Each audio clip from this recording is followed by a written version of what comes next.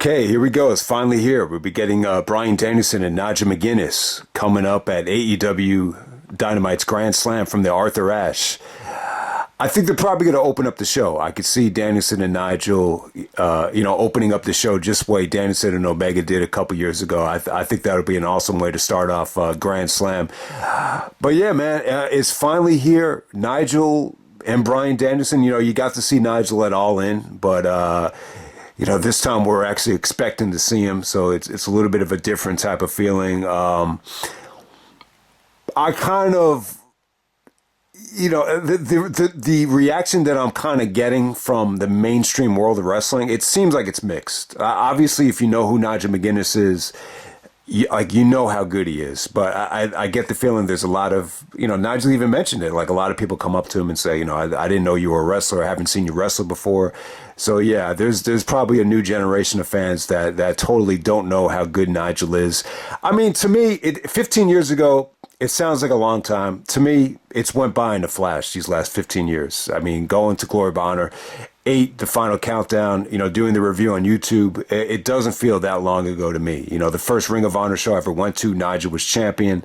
Nigel was champion my first year on YouTube. So this whole thing, it doesn't feel like, oh, it's biblical times. It's so long ago that you can't even remember it. Like I think most people remember how good Nigel McGuinness is. I mean, the career has been very, very weird. I've stated before with Mr. Kennedy, Mr. Anderson, sometimes I kind of use my acting coach's catchphrase, you create your own luck. But with Nigel, I don't want to say that. I think that's kind of harsh, to say that.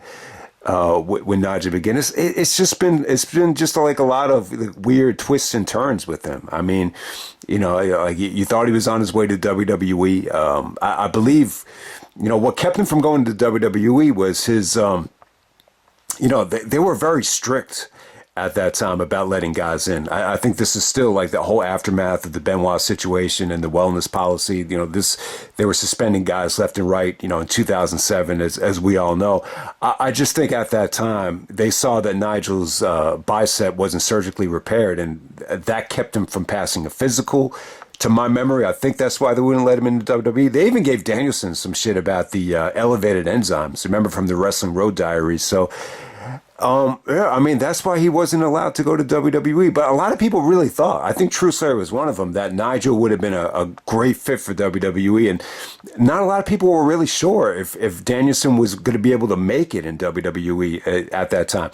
So then, shockingly, Desmond Wolfe, Nigel McGuinness shows up in TNA. He has this awesome series of matches with Kurt Angle, and Danielson is still like in developmental, early stages of NXT, wherever he was in late 2009. And it looked like, wow, like Nigel is really fitting in TNA. They're letting him just kind of do his thing as Desmond Wolfe. I mean, the name sounds kind of weird and everything, but hey, he's stealing the show with Kurt Angle, back-to-back pay-per-views in TNA. And then all of a sudden, it just lost momentum. You heard weird stuff about hepatitis. Then I think a lot of stuff came out about concussions. And then, next thing you know, it's the last of McGuinness. You see Nigel crying in a car, screaming about just fantasizing about financial security. And, it's just such a thin line, like when you really think about it. But hey, Nigel even said, there's only 2 people that know how good Nigel McGuinness is. And those 2 people are Nigel McGuinness and Bryan Danielson. But, to me, I know how good Nigel McGuinness is. I really, I watch his matches all the time. Anytime we do an ROH Classic review, most of the times they involve Nigel McGuinness. And I still think he's easily the 3rd best Ring of Honor champion of all time. I don't think it's even debatable. I think at number 1, you flip a coin between Danielson and Joe, but I think at number 3, it's got to be Nigel McGuinness. His title reign was great. He went from heel to babyface. He seemed to get stronger as the reign progressed, as they tried to play out in the the storylines, and it just felt like an unbeatable champion for what almost went into 2 different years. I mean, from late 07 to early, 2009. I mean, it was such a great reign. I just feel like, when they lost Bryan and Nigel, Ring of Honor, never quite the same. But it's been 15 years. You've seen Nigel really keep himself relevant on commentary. he's been a great commentator, whether it be for ROH, NXT, and nowadays with AEW, as we all know, and he's just done a really good job too of just throwing in little darts at Danielson over the years, just taking jabs at him, and it's all led up to Grand Slam, and I can't wait for it. So with the actual match, I just want to say this. I think it'll be good, man. My expectations are not that high. I think they're smart not to put this on pay-per-view because, putting Nigel in a pay-per-view spot, I think that's a tough sell because it's been such a long time. They've got great history together in New York City, as we'll see in this countdown. So I think it makes all the sense in the world to give them this Grand Slam spot. And it's kind of a weird spot to be in, too, because Danielson is in the midst of this graphic, split with the Blackpool Combat Club. But this is one of the reasons I love AEW is, they could just give you matches like this. You're not, just stuck with one storyline throughout the whole year. So I actually want to commend AEW for squeezing this in. I think it's the right move. I think it's the right time, to be completely honest with you. But I think the match will be good, though. If some people were disappointed with Joe and Punk from Collision, or even the All In match, which was actually a lot of fun, I think, when you look back on it, but definitely overshadowed by what transpired a little bit after. But yeah, I mean, I could see. If you were disappointed by Joe and Punk, I don't think you'll be disappointed by Nigel and Bryan. I think the Joe and Punk matches, the trilogy, I think it was so good because of the timing. I just think at that time, because of, Joe being champion and just Punk at the right place and the right time, Steve Corino getting hurt, opened the door up to do the rematch. It gets 5 stars, and then the rest is history. I think the Joe and Punk trilogy is, benefited from timing more than anything. And both guys are just on the top of their game in a great rhythm. But I think with Bryan and Nigel, it's a little bit different. I think their series of matches, it's really predicated on, skill and knowledge. I think those are the two things that Bryan and Nigel will always have over everybody. I think that's what makes their matches so great. It's not just strictly predicated on athleticism or speed. It's really more about, how to make things work, the timing of it, how good they are, how seasoned they are as wrestlers. I mean, I'd be seriously shocked if they, somewhat disappointed. And I don't think they will. I think Bryan Danielson is, even more pumped for this than Nigel McGuinness. He's probably excited as hell. And it's just an incredible rivalry too. It's amazing how well Nigel has sold the fact that, he despises Bryan Danielson, because I think a lot of it, I think there is like some really interesting natural jealousy there. Like Nigel even talked about it, man. He was like, man, I just had this classic match with Marufuji at Glory of Honor 5 Night 2. And I said, I know for sure I stole the show with Marufuji. And, he thought Danielson and Kenta couldn't follow it, but, he was like, oh shit, I was wrong. Like, Danielson and Kenta just had maybe the best match in ROH history, maybe the best match ever. And then Nigel just said to himself, like, fuck, like, I'm never going to be as good as Dragon. Like no matter what happens, I'm just never going to be as good as him. And so I do think there's always been like a little bit of that, natural jealousy. But in some ways, I kind of compare it to like the Nas and Jay-Z feud. Jay-Z is the first one to take shots at Nas. But, secretly, everybody knew, like Jay-Z loved Nas. Like, he sampled his voice on the first time we ever heard Jay-Z on Dead Presidents. So I think it's very similar to that. Like, Nigel takes shots at Bryan. But, secretly, we all know. I think, Bryan Danielson's biggest fan is probably Nigel McGuinness. So I'm really looking forward to the match. I hope everybody enjoys it. Okay, so here we go. I'm just going to keep this to the Ring of Honor stuff. If anyone wants to recommend or knows about a rare Bryan Danielson Nigel McGuinness match that has taken place outside of Ring of Honor, besides this match that's going to happen in AEW, then we'd like to know. But yeah, that's the one thing I forgot to do before recording the video. I wanted to look up on Cage Match if they had like a match in some sort of indie territory that maybe nobody knows about. But at number 10, we're going to go to Battle of the Best. This was actually in Japan in September of 2008. One of Gabe Sapolsky's last shows. But yeah, they wanted to, give Japan a little bit of a taste of what Bryan Danielson and Nigel McGuinness can do. And, Nigel's the champion at the time. Danielson gets a nice little small package victory here just to kind of build up their big pay-per-view match coming up at Rising Above at the end of 2008. But yeah, I think what they did here was good, though, man. This felt like it was their... It felt like they went for more of a grappling style with this match more than anything. And I just thought it was crisp. They gave the Japanese fans what they wanted. But I will say this. I don't think Japan was the best atmosphere or the best environment for Bryan and Nigel. I definitely think that would actually be in Europe or England or the UK. I think the UK was the best setting for them. I think if they had tried to work more of a strong style of a match, and I think they could. I think both Nigel and Bryan, if they really adapted. But no, this is what they were trying to do. They just wanted to give the fans in Japan just a nice little taste of what they can do. The title's not on the line. So they clearly didn't empty the tank, but you get the point. Danielson cuts a nice little promo in Japan to send the fans home happy after the match is over. At number 9, we're going to go to Survival of the Fittest. In 2007, this was actually in Las Vegas in October of 2007, the West Coast debut for Ring of Honor. One of the luxuries about Survival of the Fittest is that there are 20-minute time limits. So, you could do a 20-minute time limit draw and protect both guys. So that's why they, pulled the trigger on this. And plus, it looks sexy in terms of selling tickets, in terms of selling the DVDs. But yeah, in Vegas, production values weren't great here. But yeah, there's something really different about this show in Las Vegas. But, so really, this is the first time you get to see Nigel actually appear as Ring of Honor World Champion. He's actually wearing the belt around his waist. It's not, right by his ass as most of the reign was when he was a heel. But yeah, I think what stands out about the Survival of the Fittest match, they just had the freedom to do whatever they wanted here. And I think too, in terms of the storytelling, in terms of the actual storylines, I just think Nigel wanted to, take advantage of the matchup and just make Danielson suffer. Like, just really went to work on his shoulder. This just felt like they really experimented with just different submissions here, right? Whether it's Nigel with the shoulder submissions or it's Danielson with the bow and arrow and then working over the knees.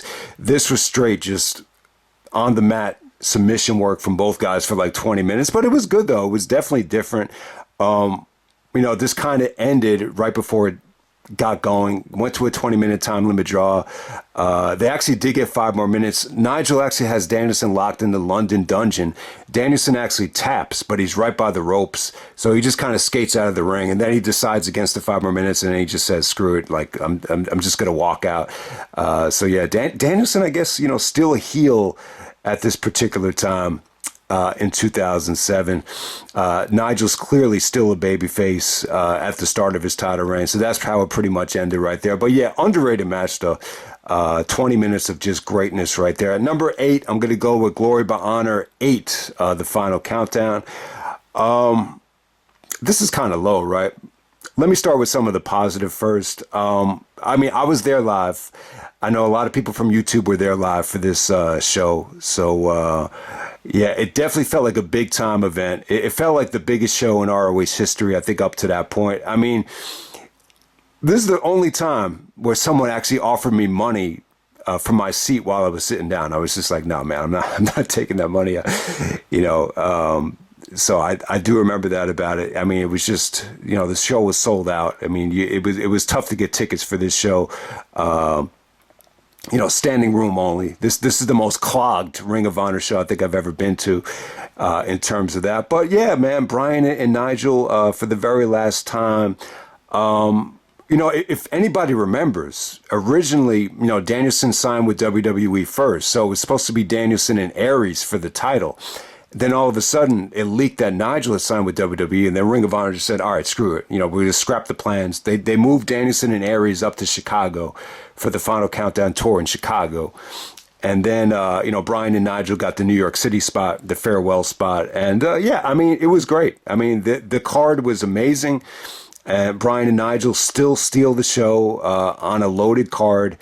I still thought it was great. What this match really had going for it was it just felt like they emptied the tank. It felt like they tried to, send the fans home happy. I think when you look back at it now, especially with, what happened to Nigel and what Danielson was going through with, the testing and the elevated enzymes at that time, it was probably a risk, to bleed like this and to do headbutts like this and to just, give the fans a war here. I mean, they really, were pretty, it's a pretty ballsy match to have, when you're on the way out. At the same time, it kind of had a feeling like, maybe we shouldn't be doing this, but we're just going to friggin' do it anyway because it's Ring of Honor and the show felt huge. So I think they both felt a little bit of pressure to really over deliver. And this is really the only time you got like the Desmond Wolfe version of Nigel without the Bart Simpson haircut going up against Danielson. But yeah, man, it was pretty damn good. I just feel like what this match has against it, I think Gabe's presence is definitely missed for the show. I think Danielson was just doing his job and really kind of sucking up to ROH in the aftermath here. I think you had Cornette just coming into the company. It just kind of felt to me like Bryan and Nigel on the way out. Danielson seemed like he tried to force the issue about how, there's so many guys that could take his spot. And in reality, I just think the company had a tough time, trying to come back from this. I think they did. I think losing Bryan and Nigel, it was a lot more devastating to ROH than losing Joe and Punk. I just feel like, the Punk, the final chapter farewell, I felt like ROH was in a much better place, at that time compared to this time. So if I were to rank it this low, I think that's probably the biggest reason why. I just felt like, crowd reaction wise, I just think they've had better matches than this, but it was still damn good though. It was still an awesome farewell. That Glory by Honor show is still awesome, no matter how you look at it. At number 7, I'm going to go to the Epic Encounter 2. This is actually from St. Paul, Minnesota, August 25th, 2006. This is 2 out of 3 falls, 60-minute time limit. Wow. I gotta say, this is it's not their best match. It's definitely their longest. There are moments here that definitely feel, like they lost the crowd a little bit out of any of their matches. But I will say this: it felt like a war. This felt like the most grueling match I think they've ever, that both Danielson and Nigel had together. I mean, Danielson was just.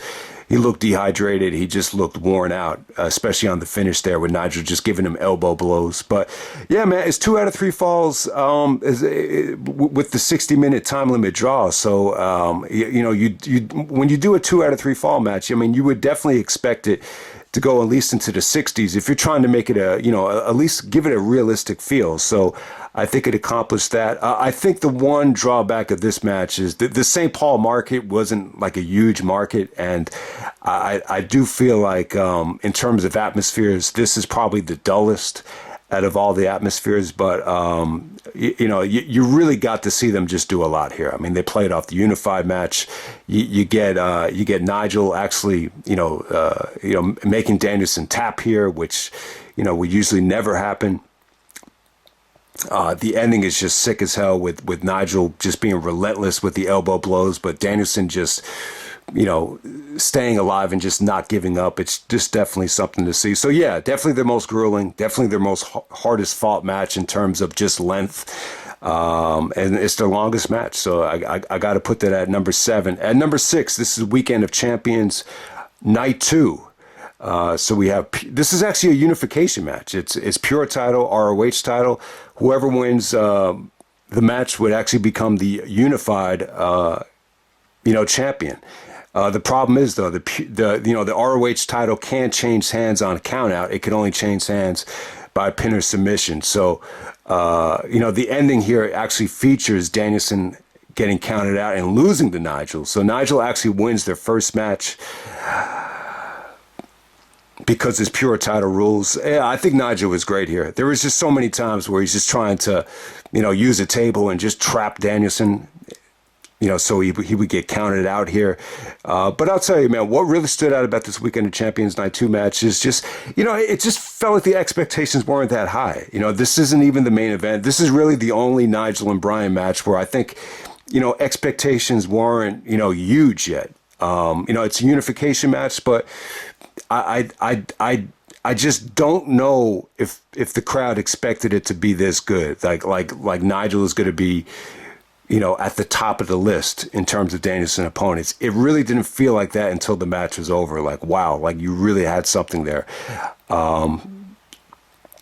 But yeah, over the years, I think they've definitely topped this thing. I think the ending is sick as hell. So Danielson actually does his dive into the crowd. Nigel intercepts it, hits him with the chair, and then gets into the ring. Danielson actually gets counted out. So it's an awesome finish. It definitely set the tone, for more matches. Opened the door up to do a unified match down the road with, a little bit of a stricter rules. And then number 5, we got Generation Now. This is also in Cleveland. This is the follow-up to Weekend of Champions Night 2. I think at Generation Now, everything just felt tighter. Everything felt crisper. I just think the crowd was even hotter here. It just seemed like Nigel's offense was a little bit more explosive. You could see the fans slowly gravitating towards Nigel as just such a credible threat. Danielson actually wins this thing with a small package after hiding underneath the ring. This is where he called himself Mr. Small Package. But, it's a little bit of a chicken shit heel ending, but the match is still great, though. I just feel like from start to finish, this is their shortest, maybe tightest match I think they've had. And you could feel the expectations with the Generation Now match. And, they definitely met them. And number 4, we're going to go with Rising Above 2008. Yeah, man, I feel like the Rising Above match is a little bit, underrated. I think it kind of suffers from the same problem that, Aries and Nigel did from Rising Above '07, where a lot of people weren't, able to see it in time for the end of the year. So some people classify it as a 2007 match or a 2008 match. With this one, it's the same problem. It's like you classify it as an '08 match, while most people really weren't able to see it until 2009. So I think that's why it's a little bit, underrated. But I think what this match has going for it is it's Bryan and Nigel, first time on pay-per-view for the championship. Nigel's championship is on the line. This is in Chicago. Their only match from Chicago. I think more than anything, this just felt like it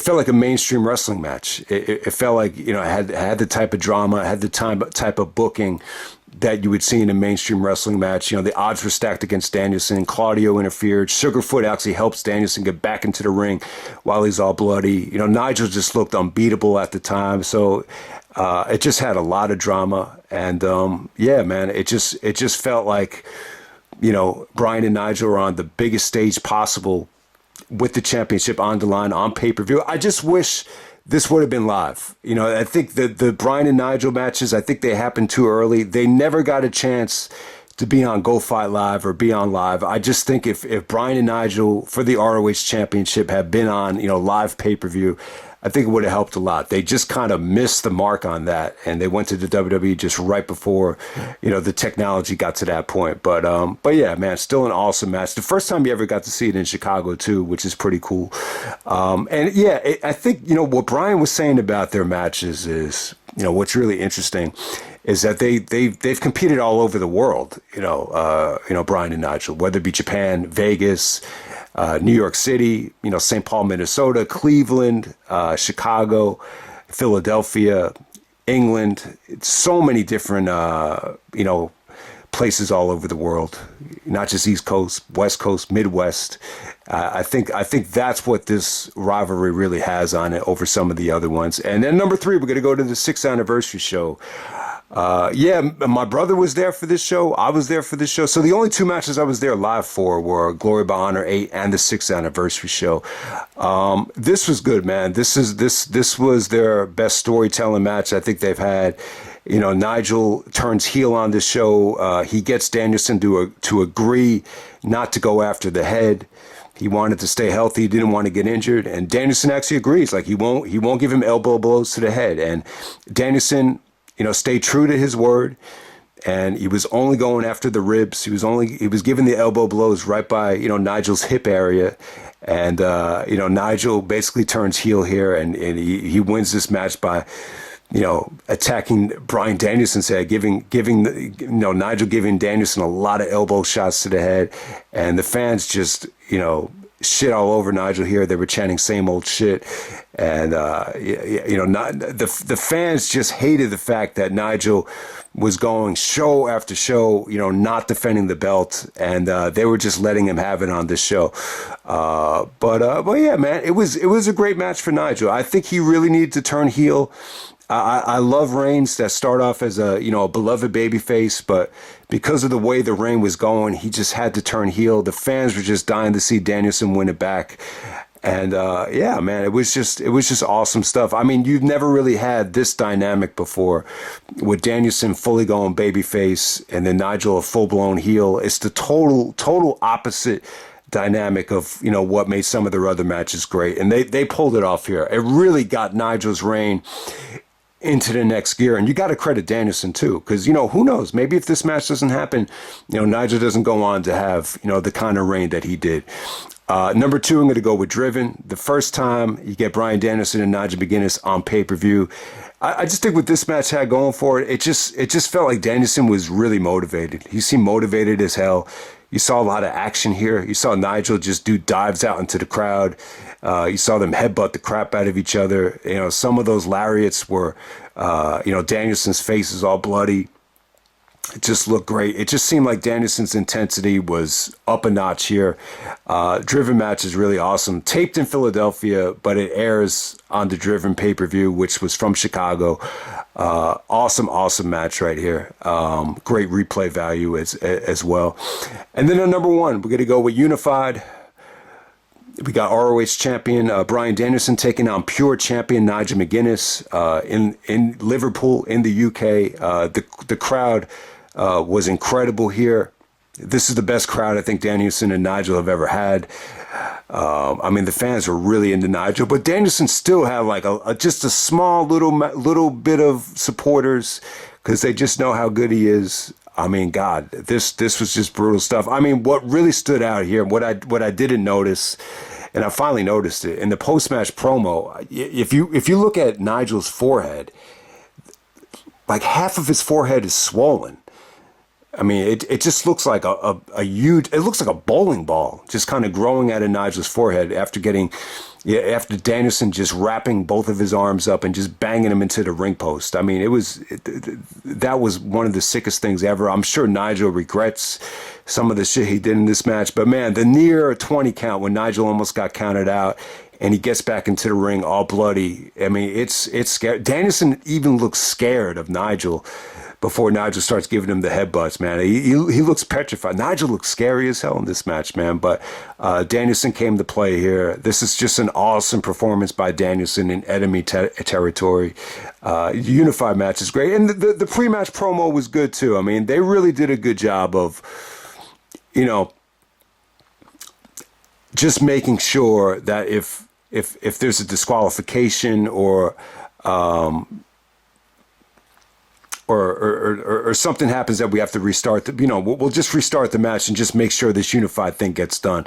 I mean, it was really good. It was a good pre-match promo. They wanted to make sure and that made it feel like a much bigger match than, I think the first match that they had. So I got Unified at number 1. There's something about this atmosphere that just can't be duplicated here. So that's Bryan and Nigel Unified. I still think that's the best match that they've had together. Yeah, I mean, this list shouldn't really come as a shock to anybody. It's pretty much identical. I think the only difference is here, I thought their Epic Encounter 2 match, aged pretty well for me. I think if you psych yourself up for the fact that it's going to be a long-ass match that's going to be 60 minutes, I think if you psych yourself up for it, you'll enjoy it that much more. And it's definitely like their most grueling match because of the length there. I mean, the Glory by Honor 8 match, I mean, it's still pretty cool. I just feel like, the uncertainty of Danielson at the time, and when you see what happened with Nigel there, it's really tough to, just sink your teeth into that match. I don't know if anyone kind of feels the same way, but it definitely felt like a huge match for that time. It's still an awesome. Every single match on here is great. I do think the Joe and Punk trilogy, it seems like it does get more love. I mean, it's hard to classify, Dragon and Nigel as a trilogy, but if you, I mean, it's more than just a trilogy. I mean, it's 10 matches, and the matches are so good that it definitely makes, most of the shit that you see anywhere else, it makes it feel like it's an inferior product. But yeah, I think if you just narrow it down to the best three, Nigel and Bryan matches, and you stack them up against Joe and Punk, I think the Nigel and Bryan stuff is definitely superior. But so that's my list. If anyone has any. It's a pretty easy list to rank, but if anyone wants to, recommend what you think is their most underrated match, and what match featured, some of the most, how do you want to say it?